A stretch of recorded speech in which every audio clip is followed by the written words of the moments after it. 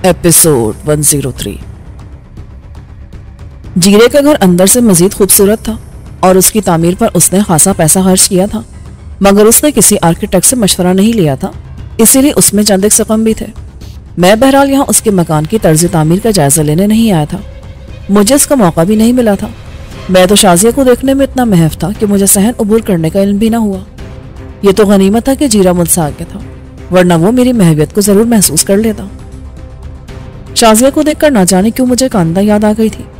शायद उसकी चाल भी इतनी पुरकशिश थी, या फिर उसकी खूबसूरत स्याह आंखें, लंबे घने स्याह बाल, कदो कामत और कयामत खेज जिस्म कांता की तरह था। वो उस तो दिलकशी में कांता से कम नहीं थी। फर्क बस इतना था कि वो कांता से 2-3 साल छोटी होगी। मैंने सर झटक कर दिल ही दिल में खुद को मलामत की। जीरा फिल वक्त मेरा मोहसिन और मददगार था। मुझे उसकी बहन को ऐसी नजरों से नहीं देखना चाहिए था। वो एक दरवाजे के पास पहुंचकर रुक गई। जीरा ने उससे कहा, फिलहाल हमें जरा बेहतरीन किस्म की कॉफी पिला दो। ये बहुत खास मेहमान है, इनका तारुफ कराऊंगा तो तुम भी उछल पड़ोगी। ये कहकर वो आरास्ता ड्राइंग रूम में दाखिल हो गया। ड्राइंग रूम में वॉल टू वॉल बेश कीमत कालीन था। सामने वाली दीवार पर गालिबन इकबाल मेहदी की बनाई हुई घोड़े की पेंटिंग थी। ऐसा लग रहा था जैसे किसी भी वक्त घोड़ा तस्वीर से निकलकर फरार हो जाएगा। दीवारों पर मजीद 2-3 छोटी बड़ी सीनरीज भी थी। एक वसी और इस कैबिनेट में बेशुमार कप और ट्रॉफियां सजी हुई थी। एक शेल्फ में इंतहाई मारूफ कलमकारों के नावलें और दीवान भी करीने से सजे हुए थे। चंद मिनट बाद वही कातिला आलम कमरे में ट्रॉली धकेलती दाखिल हुई। उसमें भाप उगलती हुई कॉफी की मशहूर कुन महक हर चीज पर हावी थी। लीजिए, आप भी कॉफी पिए और अपने मेहमान को भी पिलाएं। मुझे कॉफी ब्लेंड करने में खासी मेहनत भी करना पड़ी है और वक्त भी लगा है। वो मुसलसल अपनी आवाज की नगमगी से मुझे शौक़ नजारा दे रही थी, मगर मैं लाताल्लुक से बैठा घोड़े की उस पेंटिंग को घूर रहा था। उसने ट्रॉली मेरे आगे खिसका दी। लेना, कॉफी ठंडी हो गई तो मेरी सारी मेहनत अकारत चली जाएगी। मैंने उसकी तरफ देखे बगैर कॉफी का कप उठाने की कोशिश की तो मेरी नजर उसके खूबसूरत मखरूती हाथों पर पड़ी गई।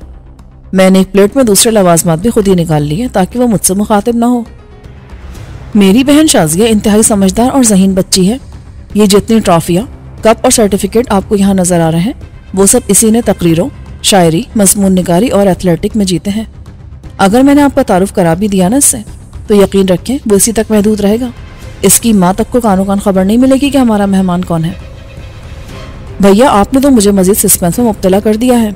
ये कोई वजीर या सफीर हैं या जेल से भागे हुए को खतरनाक मुजरिम जो आप इतनी राजदारी बरत रहे हैं? नहीं बताना चाहते तो ना बताएं। जब आपने मुझे यकीन दिला दिया है कि बात इस चारदीवारी से बाहर नहीं जाएगी तो बता दें। मैंने तो यूं भी खुद को हालात के रहमो करम पर छोड़ रखा है। ये कामरान है शाजिया, वही कामरान जो जीरे ने बताया दुनिया के कई खुफिया इदारों के लिए चैलेंज बनकर रह गया है, जिसने भारत की पुलिस को राह समेत तिगनी का नाश नचा दिया है। उसने जीरे को मजीद बोलने का मौका नहीं दिया। वो मेरे बारे में शायद जीरे से भी ज्यादा जानती थी। भैया, आज इन्हें क्लिफ्टन ले जाएं और घोड़े की सवारी करा दें। ये मुसलसल सामने वाले घोड़े की पेंटिंग देखे जा रहे हैं। अरे भाई, यहाँ घोड़े के अलावा भी इंसान है। शाजी, जीरे ने तनबीही लहजे में कहा, कामरान साहब हमारे मेहमान हैं और तुम नहीं जानती क्या? जानती हूँ, और शायद आपसे कहीं ज्यादा जानती हूँ, क्योंकि मैं लाइब्रेरी में बैठकर मुल्की अखबारात के अलावा गैर मुल्की अखबारात भी पढ़ती रही हूँ। मैंने कहा, ये बताओ तुमने गैर मुल्की अखबारात में क्या पढ़ लिया मेरे बारे में? मैं अमेरिका का सदर जिमी कार्टर तो नहीं हूँ। दुनिया भर के ज़राए इब्लाग पर इस वक्त 99% यहूदियों का कब्जा है और इस वक्त हमारी सबसे बड़ी दुश्मन उन्हीं की यहूदी लॉबी है। मेरा ख्याल था कि उसने आम घरेलू लड़कियों की तरह BA पास कर लिया होगा, मगर उसका मुताला खासा वसी था। फिर मुझे उन ट्रॉफियों और कप्स का ख्याल आया जो उसने मुख्तलिफ तकरीरी मुकाबलों में जीते थे। जाहिर है आम लड़कियाँ इतनी अच्छी मुकर्रर होती हैं, ना ही इतनी ज़हीन तालिब इल्म। मैं जवाब में कुछ कहने वाला था कि अचानक टेलीफोन की घंटी बजने लगी। जीरे ने आगे बढ़कर रिसीवर उठा लिया और मुहज़्ज़ब अंदाज में हेलो कहा। फिर वो दूसरी तरफ की बात सुनता रहा। मैं उसके चेहरे के तासुरात का बगौर जायजा ले रहा था, जो पल पल बदल रहे थे। उसके अंदाज से लग रहा था कि फ़ोन खुशगवार नौयत का है। वो सिर्फ हूँ हाँ में जवाब दे रहा था। फिर काफ़ी देर बाद वो बोला, तुम्हें ये इत्तला कब मिली? अच्छा, मैं भी आधे घंटे में पहुँच रहा हूँ, मगर एक बात का ध्यान रखना कि उस गोरे या उसके किसी आदमी को मेरे घर का इल्म नहीं होना चाहिए, ना इस फ़ोन नंबर का। ये तुमने अच्छा किया कि मुझे इत्तला दे दी। बस इतना ही काफ़ी है। कह दो कि मुझे उसके घर का इल्म नहीं है। अगर इसके खिलाफ हुआ तो तुम जानते ही हो कि मैं ऐसे लोगों के साथ क्या सलूक करता हूँ। बस अब फ़ोन बंद करो, मैं अभी पहुँच रहा हूँ। ये कहकर उसने रिसीवर क्रैडल पर पटक दिया।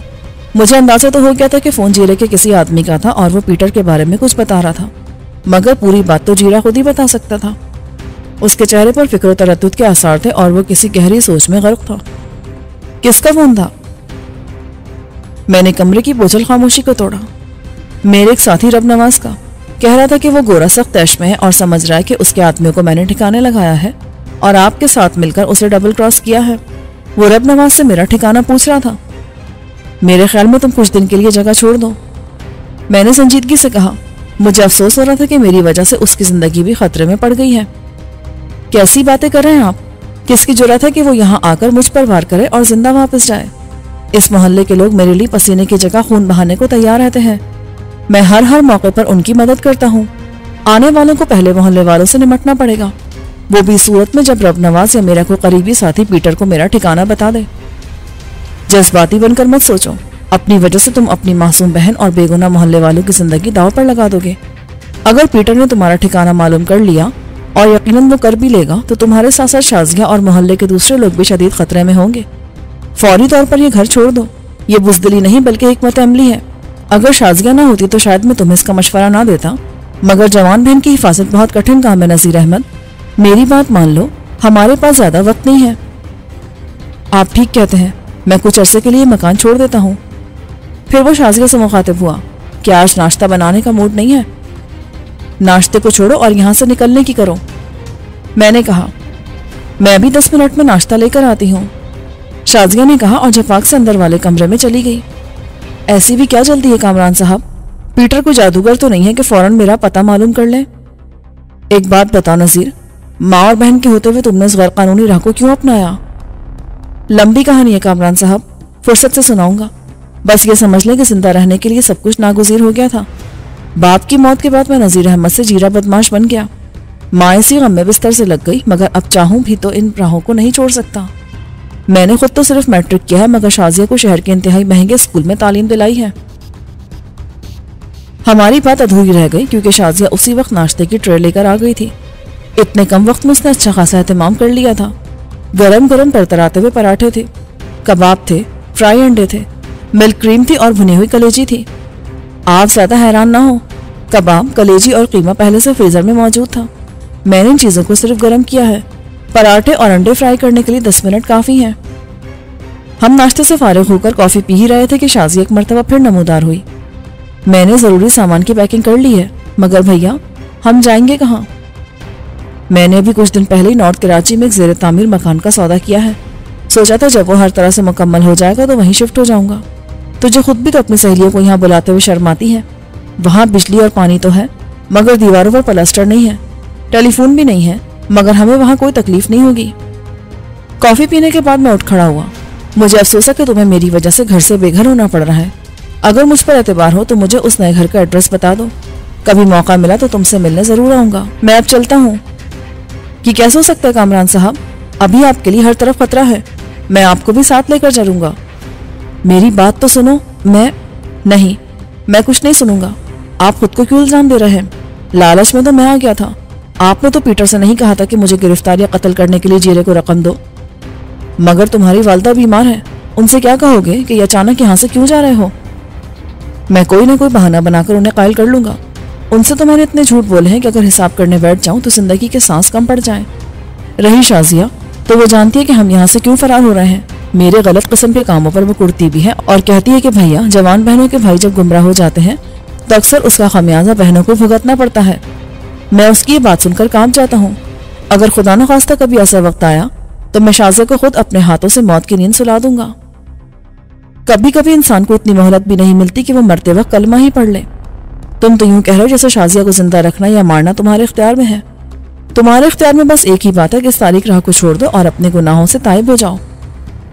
आप भी मेरी मजबूरी को नहीं समझते। मैं इस रास्ते पर इतना आगे बढ़ गया हूं कि अब मौत ही की सूरत में मेरी वापसी हो सकती है। ये तुम्हारी खाम ख्याली है जीरे। मैं भी पहले यही समझता था, मगर मैंने इस राह को छोड़ दिया और देख लो, मैं आज भी जिंदा हूँ। मौत तो बड़े बड़े आबिद और जाहिदों को भी नहीं छोड़ती। जब सांस पूरे हो जाते हैं तो कोई भी इंसान, वली हो या शैतान, उसे मरना ही पड़ता है। जिस दिन तुमने सिद्क़ दिल से इस बात पर यकीन कर लिया, उस दिन तुम ये रास्ता छोड़ दोगे। इससे कम से कम तुम्हारी मासूम और बेगुनाह बहन की इज्जत महफूज रह जाएगी। मैं मजीद कुछ कहने ही वाला था कि फोन की घंटी बजने लगी। जीरा ने मेरी तरफ सवालिया अंदाज से देखा। मैंने इशारे से उसे फोन रिसीव करने को कहा। उसने आगे बढ़कर रिसीवर उठा लिया। हेलो, हाँ रब नवाज, क्या तुम्हें यकीन है कि? मगर दिलावर इतना क्या गुजरा तो नहीं है? अच्छा सुनो, मैं कुछ अरसे के लिए कराची से बाहर जा रहा हूँ, मैं तुमसे खुद ही राब्ता कर लूंगा। हाँ, वो दिलावर के पास। हाँ हाँ वही। नहीं। जीरा मुस्तरब होकर खड़ा हो गया। अच्छा मैं देखता हूँ, ये कहकर उसने फोन बंद कर दिया। क्या बात है? मैं उससे ज्यादा मुस्तरब हो गया। दिलावर का नाम सुनकर मेरी छठी हिस्स किसी खतरे की निशानदेही कर रही थी। पुलिस ने दिलावर को गिरफ्तार कर लिया है। वहां बाकायदा पुलिस मुकाबला हुआ है। दिलावर के कई आदमी मारे गए हैं और कई शदीद जख्मी हैं। कई पुलिस वाले भी मारे गए हैं। और ग्लोरिया को भी पुलिस ने गिरफ्तार किया था, मगर कुछ लोग उसे पुलिस की तहवील से निकाल ले गए। अब उसका कोई पता नहीं कि वो कहाँ है। क्या? मैं इतनी जोर से चीखा कि जीरा सहम कर रह गया। मेरी आवाज सुनकर शाजिया भी सरासीमा से कमरे में आ गई। अभी अपने आदमियों को फोन करो और मालूम करो कि ग्लोरिया को कौन लोग ले गए हैं। अगर वो पीटर के आदमी हुए तो मैं। आप फिक्र मत करें कामरान साहब, मैं अभी अपने आदमियों को फोन करता हूँ। हमें आधे घंटे के अंदर अंदर मालूम हो जाएगा कि ग्लोरिया को पुलिस की तहवील से किसने निकाला है। हो सकता है वो आपका कोई साथी या हमदर्द हो। मैं अपने आदमी को अभी फोन करता हूँ। उससे कहूंगा कि मैं यहाँ से रवाना हो रहा हूँ, मगर तुमसे राब्ता रखूंगा। जितनी जल्दी मुमकिन हो ग्लोरिया के बारे में तफसीलात बताओ। ये कहकर वो कोई नंबर डायल करने लगा। जितनी देर तक उसने फोन पर अपने आदमी को हिदायत दी, मैं बेचैनी से कमरे में टहलता रहा। शाजिया बहुत गौर से मेरा जायजा ले रही थी। फिर वो आहिस्ता से बोली, कामरान साहब, क्या मिस ग्लोरिया वाकई आपके लिए इतनी अहम है कि आप यूं परेशान हो गए? तुम अहमियत की बात करी हो। ग्लोरिया मेरा दायां बाजू है। उसने एक दफा नहीं बल्कि सैकड़ों दफा मेरे लिए अपनी जान दांव पर लगाई है। अगर वो पुलिस की तहवील में हुई तो मुझे इतनी फिक्र ना होती। वहां से किसी को बाहर निकाल लेना कम से कम हमारे मुल्क में कोई प्रॉब्लम नहीं है। परेशानी मुझे यह है कि वो पीटर या माइकल के कब्जे में ना हो। वो लोग ना सिर्फ उसके जरिए मुझे ब्लैकमेल करेंगे, बल्कि उस पर भी इतना तशद्दुद करेंगे कि वो मुर्दों से बदतर हो जाएगी। चले कामरान साहब, अब ज्यादा देर यहाँ रुकना मुनासिब नहीं है। जीरा ने दरवाजे की तरफ बढ़ते हुए कहा, मैं गाड़ी लेकर आता हूँ। उसके जाने के बाद मैंने यूं ही वक्त गुजारी को शाजिया से पूछा, तुम्हारी वालदा को क्या बीमारी है? जीरा इलाज क्यों नहीं कराता उनका? ये पैसा नाजायज तौर पर कमा रहा है, कम से कम उससे माँ का इलाज ही करा ले, कुछ सवाब ही कमा ले। शाजिया तलखी से मुस्कुराई। अम्मी को ऐसी बीमारी जिसका इलाज अब तक दरियाफ्त नहीं हो सका। भैया ने तो बहुत कोशिश की, मगर जब बीमारी का कोई इलाज ही नहीं है तो कोई क्या कर सकता है। मैं समझ गया कि जीरे की माँ कैंसर में मुब्तला है। उसी वक्त जीरा बोला, चलो शाजिया, तुम गाड़ी में बैठो, मैं अम्मी को लेकर आता हूँ। शाजिया के सामान में 2 सूटकेस और एक शोल्डर बैग था। उसने शोल्डर बैग कंधे से लटकाया और सूटकेस उठाने लगी तो मैंने कहा, तुम रहने दो, मैं उठा लूंगा। वजन उठाने से तुम्हारे हाथ का कोई जोड़ निकल गया तो एक नई परेशानी खड़ी हो जाएगी। शाजिया तंजिया अंदाज में मुस्कुरा दी। आपको शायद अभी तक अंदाजा नहीं हुआ कि मैं आम लड़की नहीं हूँ। ये सूटकेस तो कुछ भी नहीं, मैं इससे 4 गुना ज्यादा वजन उठा सकती हूँ। आपकी इत्तला के लिए अर्ज है कि मैंने बाकायदा मार्शल आर्ट की तरबियत ली है और मैं ब्लैक बेल्ट हूँ। बहुत सी लड़कियां मार्शल आर्ट में माहिर होती हैं। मैंने चिढ़ाने को कहा, तुमने अगर ब्लैक बेल्ट हासिल कर ली तो उसमें क्या कमाल है? खैर, तुम जिद करोगे तो उठाओ सूटकेस। वो लड़की मेरी समझ में अब तक नहीं आई थी। कहाँ एक सिक्काबंद बदमाश और किराए का कातिल और कहाँ उसकी पढ़ी लिखी मुहज्जिब बहन। उससे मुझे इतना अंदाजा जरूर हो गया कि जीरा अच्छे और पढ़े लिखे खानदान का फर्द था। बस हालात के जबर ने उसे इन राहों पर धकेल दिया था, मगर उसने अपनी बहन को ना सिर्फ आला तालीम दिलाई थी बल्कि उसके हर शौक को भी पूरा किया था। मुझे यकीन था कि शाजिया ड्राइविंग भी जानती होगी और स्विमिंग भी। मैंने इसरार करके निस्बतन बड़ा और भारी सूटकेस उसके हाथ से ले लिया। गाड़ी गली के नुक्कड़ पर खड़ी थी और उसके पास वही नौजवान मौजूद था जो गाड़ी गैराज में ले गया था। हमें देखकर वो तीर की तरह हमारी तरफ लपका और दोनों सूटकेस उठा लिए। मेरा ब्रीफकेस मेरे हाथ में था। शाजिया का भारी शोल्डर बैग उसके शाने से लटक रहा था। नौजवान ने सामान डिक्की में रखा तो शाजिया ने कहा, गाड़ी रिवर्स करके गली में ले जाओ, अम्मी भी हमारे साथ चल रही हैं। हम दोनों वापस घर की तरफ चल दिए ताकि जीरे की मदद कर सकें। नौजवान ने गाड़ी रिवर्स की और उसे जीरे के दरवाजे से लगा दिया। उसी वक्त अंदर से जीरा बरामद हुआ। उसने दोनों हाथों पर एक इस्तख्मानी वजूद उठा रखा था। वो जीरे की माँ थी। उसकी हालत देखकर मैं लरस के रह गया। सिर्फ आंखों से अंदाजा हो रहा था कि वो औरत अभी जिंदा है। वो कभी शाजिया ही की तरह खूबसूरत रही होगी, मगर अब उसके चेहरे पर सिर्फ आंखें थी जिनसे अंदाजा होता था कि वो शाजिया की माँ है। वैसी ही बड़ी बड़ी खूबसूरत आंखें, मगर उन आंखों में अजीब सी वीरानी थी। मैंने उसे सलाम किया तो उसने जवाब में कुछ कहा, मगर मुझे कुछ सुनाई ना दिया। जीरा ने एहतियात से माँ को पिछली सीट पर लिटा दिया। शाजिया भी पिछली सीट पर बैठ गई और माँ का सर अपने जानों पर रख लिया। जीरे ने घर को ताला लगाया और उस नौजवान से कहा, मैं माँ को लेकर कोयटा जा रहा हूँ। सुना है कि वहाँ कोई बुजुर्ग कैंसर का इलाज करते हैं। मेरी वापसी तक घर का ख्याल रखना। जीरा ने गाड़ी स्टार्ट की और बहुत एहतियात से ड्राइविंग करने लगा। मेरी समझ में ये नहीं आता कि ग्लोरिया को पुलिस की तहवील से कैसे निकाला गया होगा। जीरा ने काफी देर के बाद खामोशी तोड़ी। क्यों? तुम क्या अमेरिका या यूरोप से आए हो? तुम पुलिस की तहवील से निकाले जाने पर हैरान हो? यहाँ लोग जेल से निकल जाते हैं। मेरा मकसद ये नहीं है। ग्लोरिया कोई मामूली लड़की नहीं है। वो आसानी से तो दुश्मनों के काबू में नहीं आई होगी। आसानी से नहीं तो मुश्किल से आई होगी। मैंने बेजारी से कहा, इस वक्त बहरहाल वो दुश्मनों के कब्जे में है। माइकल यूं भी उसके खून का प्यासा है। वो तो उससे गिन गिन के बदले लेगा। अगर ग्लोरिया को कुछ हो गया तो मैं इस शहर को खंडर बना दूंगा। तुमने ऐसा तमाशा से पहले कभी नहीं देखा होगा। फिर मैं बताऊंगा कि असल में दहशतगर्दी होती क्या है। अभी तो पुलिस ने सिर्फ दहशतगर्दी का नाम सुना है। मैं इन लोगों को खून में नहला दूंगा। तुम ये बताओ कि इस वक्त तुम्हारे पास ऐसे कितने आदमी हैं जिन पर भरोसा किया जा सकता है? मेरे अलावा 3 आदमी और हैं जिन पर आप आंखें बंद करके एतबार कर सकते हैं। वो ऐसे जुनूनी लोग हैं कि अपनी जान की भी परवाह नहीं करते। 3 नहीं बल्कि 4। शाजिया ने कहा, क्या तुम मुझे भरोसे के काबिल नहीं समझते? अरे हाँ, तुम इसे क्यों भूल गए जीरा? तुम्हारी बहन भी तो ग्लोरिया से कम नहीं है। आप मेरा मजाक उड़ा रहे हैं कामरान साहब, या मुझ पर तंज कर रहे हैं? मेरा और ग्लोरिया का क्या मुकाबला? ना मैं तुम्हारा मजाक उड़ा रहा हूँ ना मैं तंज कर रहा हूँ। मैंने ये बात संजीदगी से कही थी। तुम वाकई मेरे बहुत काम आ सकती हो, मगर इन चक्करों में ना ही पड़ो तो बेहतर है। मेरा तो हर लम्हा मौत से नफरत आजमा है। माशरे में भी मुझे अच्छी नजरों से नहीं देखा जाता। मैं तो चाहता हूँ कि तुम्हारा भाई भी जिंदगी से ताइब हो जाए और शरीफाना जिंदगी गुजारे। मेरा भाई अब तक जो कुछ करता रहा वो वाकई काबिल नफरत था, मगर मैं जानती हूँ कि आप जो कुछ कर रहे हैं वो अपनी जात के लिए नहीं बल्कि मुल्क और कौम के लिए कर रहे हैं। मेरा भाई अगर आपका साथ देगा तो शायद उसके पिछले गुनाहों का कफारा अदा हो जाए। फिर मुझे भी इस मुल्क से इतनी ही मोहब्बत है। आप मुझे इस काम से क्यों रोक रहे हैं? मैं तुम्हें रोक नहीं रहा बल्कि समझा रहा हूँ कि ये राह कितनी कठिन है। तकरीरी मुकाबलों में ट्रॉफी हासिल करना, किसी क्लब से ब्लैक बेल्ट लेना और बात है, और मौत की आंखों में आंखें डालना बिल्कुल मुख्तलिफ बात है। फिर तुम नातजुर्बेकार भी हो। तुमने अमली जिंदगी में अभी कदम नहीं रखा है। तुम जैसी नर्म और नाजुक लड़की ये सख्तियां बर्दाश्त नहीं कर सकती। ये आतिश आहन का खेल है और हम लोग बारूद के ढेर पर बैठे हैं। कौन जाने किस वक्त किस धमाके से हमारे चीथड़े उड़ जाएं। क्या ग्लोरिया बहुत ज्यादा सख्त जान है? उसने अजीब से लहजे में पूछा। ग्लोरिया भी तुम्हारी तरह नाजुक सी एक लड़की है, मगर तजुर्बात की भट्टी में तपकर किसी पत्थर की तरह सख्त जान हो गई है। बहरहाल तुम दिल छोटा मत करो, मैं तुमसे जरूर काम लूंगा। मैं बच्ची नहीं हूँ कामरान साहब जो आप मुझे बहला रहे हैं। आप क्या समझते हैं कि मैं सिर्फ मार्शल आर्ट जानती हूँ? मैं रिवॉल्वर भी चला सकती हूँ और राइफल भी। मेरा निशाना भी इतना बुरा नहीं है। वो लड़की हर बात पर मुझे हैरान किए दे रही थी। मैंने घूमकर हैरत से उसकी तरफ देखा तो जीरे ने अफसरदा लहजे में कहा, हैरान ना हो कामरान साहब, शाजिया सच कह रही है। जब मैं ये बताऊंगा कि मेरे वालिद पुलिस अफसर थे तो आपको मजीद हैरत होगी। उन्हें शिकार का भी बहुत शौक था। मैं तो खैर उनके साथ शिकार पर जाया ही करता था, मगर जिद करके शाजिया भी हमारे साथ हो लेती थी।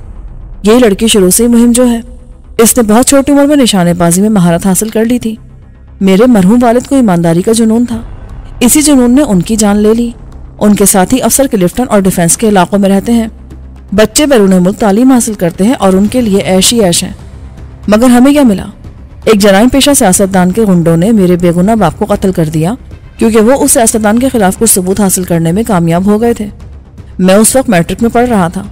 मैंने बाप की लाश पर खड़े होकर कसम खाई थी कि आज के बाद हर वो काम करूंगा जिसे मेरा बाप बुरा समझता रहा, और आखिरकार मौत की नींद सो गया। मैं इस सिलसिले में तुमसे कुछ नहीं कह सकता। मैं तो खुद इन्हीं राहों का मुसाफिर हूँ। बस अब मेरा हदफ बदल गया है। मैं खुद ही फैसला करता हूँ, खुद ही सजा सुनाता हूँ और खुद ही उस पर अमल दरामद भी कराता हूँ। कानून की नजरों में ये जुर्म है कि आम शहरी कानून को हाथ में ले तो मुजरिम कहलाता है, मगर यहाँ कानून है कहाँ? मैंने ऐसे लोग भी देखे जो मजलूम होते हुए भी जेल की सलाखों के पीछे हैं और जालिम इसी तरह दंदनाते फिर रहे हैं। इस मुल्क में जंगल का कानून राइज है और इससे किसी भलाई और इंसाफ की तवक्को रखना ऐसा ही है जैसे किसी सांप से तवक्को रखी जाए कि वो आपको डसेगा नहीं, मगर हर काम प्लानिंग के मुताबिक होता है। नजीर अहमद, तुम जैसे जज्बाती लोग गुस्से और जज्बात में आकर अपना ही नुकसान करते हैं। फिर तुम तो एक जवान बहन के भाई भी हो। तुम्हें तो बहुत ज्यादा मोहतात रहने की जरूरत है। तुम्हारी बहन और माँ को तुम्हारी जरूरत है। मैंने अच्छी खासी तकरीर कर डाली। जीरे ने मेरी बात का कोई जवाब ना दिया, बस वो होठ पीछे ड्राइविंग करता रहा। थोड़ी देर बाद हम नॉर्थ कराची पहुंच गए। वो इलाका अभी बिल्कुल गैराबाद था और कहीं एक मकान था और कहीं काफी फासले पर दूसरा मकान।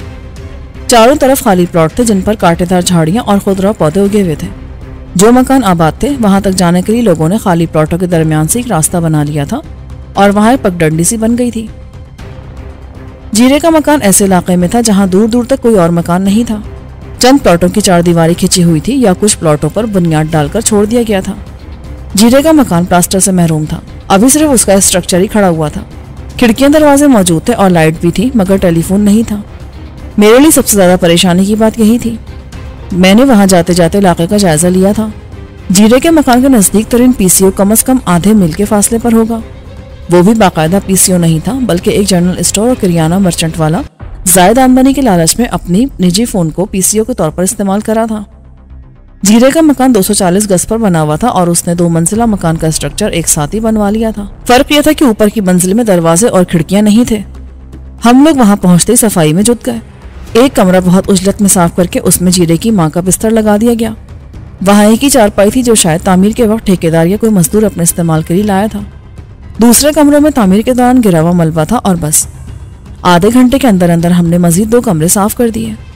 अब तुम ऐसा करो कि बाजार जाकर 2-3 फोम के गद्दे, तकिए और इस्तेमाल की दूसरी अशिया ले आओ।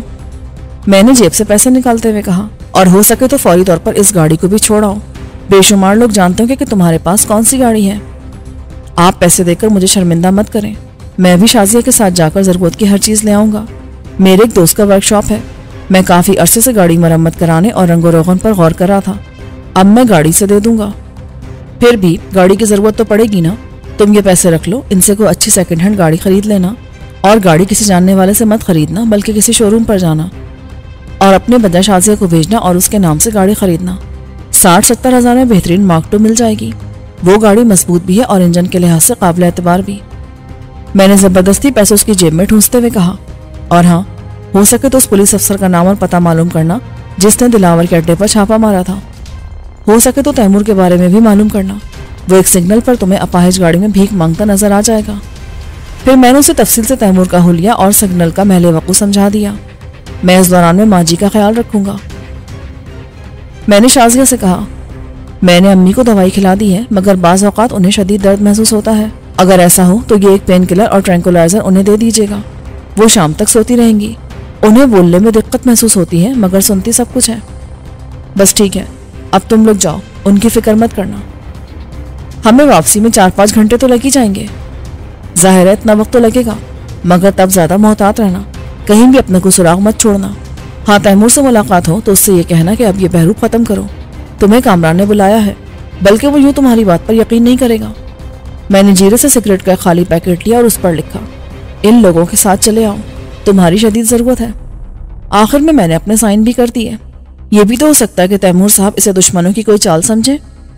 शाजिया ने कहा, वो ये ख्याल करे कि दुश्मनों ने यह तहरीर आपसे गन पॉइंट पर हासिल की है। हाँ, ये तो है। इस सूरत में तुम उसे यहाँ का एड्रेस दे देना, फिर वो अपने तौर पर इत्मीनान करके इधर आ जाएगा। ओके, फिर हम चलते हैं। आप बस अम्मी का ख्याल रखिएगा। उनकी रवानगी के बाद मैंने मकान का आहनी गेट बंद कर दिया और उस कमरे में पहुंच गया जहां जीरे की माँ मौत की घड़ियां गिन रही थी। आपको पानी वगैरह की जरूरत हो माँ जी तो मुझसे कह दीजिए। शाजिया और नज़ीर एक जरूरी काम से गए हैं। तुम कौन हो बेटा? मैं नज़ीर का दोस्त हूँ माँ जी। दोस्त? मगर तुम तो मुझे किसी अच्छे खानदान के लगते हो। तुम? इतना क्या कर वो बुरी तरह हाँपने लगी। आप ज्यादा बात मत करें माँ जी, नज़ीर भी तो अच्छे खानदान का लड़का है। आप इत्मीनान रखें, सब ठीक हो जाएगा। नज़ीर इसीलिए यहाँ आया है कि वह अपनी पिछली जिंदगी से ताइब हो गया है। अब वो बिल्कुल शरीफाना जिंदगी गुजारेगा। ये कहकर मैंने साइड में रखे कूलर से पानी निकाला और बड़ी बी को पिला दिया। मेरी बात सुनकर उसकी आंखों में वीरानी दूर हो गई और उनमें जिंदगी नजर आने लगी। ज्यादा फिक्र मुझे शाजिया की है, नज़ीर तो। प्लीज आप ज्यादा मत बोले माँ जी। जिस बहन का जवान भाई मौजूद हो उसकी माँ को फिक्रमंद होने की क्या जरूरत है। शाजिया को हम लोग इंशाल्लाह धूमधाम से रुखसत करेंगे। उसे तो बहुत अच्छा रिश्ता मिल सकता है। वो खूबसूरत भी है और सलीकामंद भी, तालीम याफ्ता भी है। लड़की में और क्या खूबी देखी जाती है। उसके जहेज का बंदोबस्त भी मैं कर दूंगा। आप क्यों फिक्रमंद होती हैं? बस आप जल्दी से ठीक हो जाएं ताकि शाजिया को अपने हाथों से रुखसत कर सकें। ये कहकर मैं उठ खड़ा हुआ। अब आप आराम करें, मैं अभी आता हूँ। वहां से निकलकर मैंने ऊपर की मंजिल का रुख किया। ऊपर भी 4 बेडरूम थे, मगर उनमें अभी तक खिड़कियां दरवाजे नहीं लगे थे। इस लिहाज से वो मकान काफी गैर महफूज था। बगैर दरवाजों और बगैर ग्रिल की खिड़कियों से कोई भी अंदर आ सकता था। मैं वहां से छत पर चला गया। उसके गिर्द 4-4.5 फुट की बाउंड्री वॉल थी। वहां से दूर तक का मंजर बिल्कुल साफ दिखाई देता था। छत पर बैठकर किसी के भी आने की इत्तला पहले से मिल सकती थी, चाहे वो कोई आदमी हो या गाड़ी। मैंने सोचा, काश इस वक्त तैमूर मेरे साथ होता तो मेरी आधी परेशानी दूर हो जाती। फिर मुझे दिलावर का ख्याल आया। वो बेचारा ना जाने किस हाल में होगा। मुमकिन है अब तक अपने असर रसूख की वजह से वो रिहा हो गया हो, मगर उसकी गिरफ्तारी में पीटर का हाथ था, और पीटर का ताल्लुक सुपर पावर बल्कि अन्नदाता अमेरिका से था।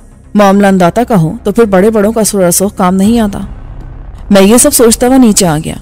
मैंने झांक कर एक नजर माँ को देखा। वो आराम से सो रही थी। फिर मैंने निहायत तफसील से ग्राउंड फ्लोर का जायजा लिया। बरामदों में ग्रिल थी और खिड़कियों और दरवाजों पर भी ग्रिल लगी थी। अगर बरामदा का ग्रिल बंद करके ताला लगा दिया जाता और जीने का दरवाजा बंद कर दिया जाता तो फिर उस मकान के ग्राउंड फ्लोर पर कोई हमारी मर्जी के बगैर नहीं आ सकता था। मैं रात भर का जागा हुआ था। शदीद थकन से नींद का एहसास हो रहा था, मगर वहां बैठने के लिए भी सिवाय फर्श के और कुछ न था। मैंने ग्रिल और जीने का दरवाजा बंद किया और अपना ब्रीफकेस सर के नीचे रखकर फर्श पर ही लेट गया। फिर ना जाने किस वक्त मेरी आंख लग गई।